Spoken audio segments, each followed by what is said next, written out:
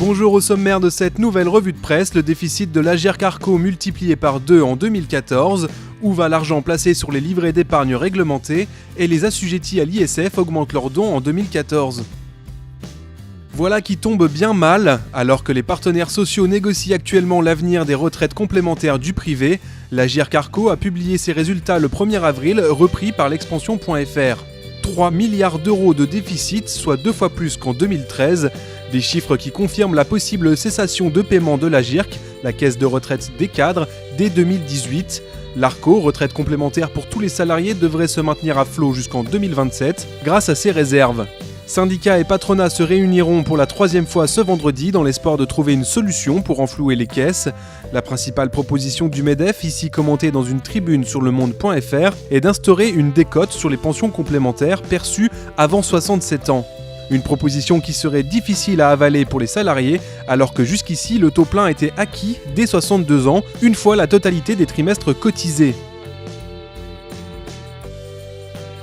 À quoi sert l'argent placé sur votre livret A, livret de développement durable ou encore livret d'épargne populaire ?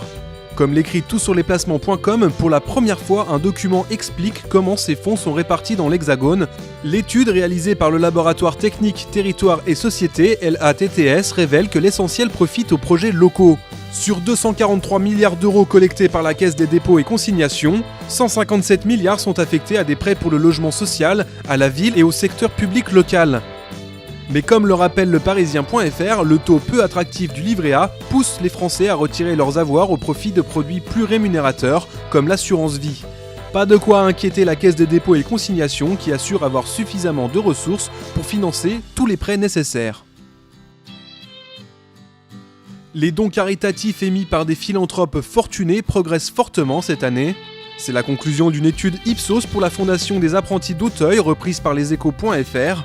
On y apprend que 83% des assujettis à l'impôt de solidarité sur la fortune ont réalisé au moins un don en 2014 et que le montant moyen progresse de 17% pour atteindre 2519 €. Plus surprenant, seuls 50% des donateurs ont choisi de déduire leurs dons de leur ISF.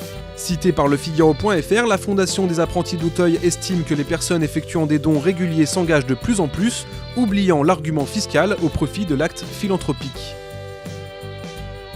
C'est tout pour cette revue de presse, on se retrouve dans une semaine pour un nouveau tour d'horizon de l'actualité des finances.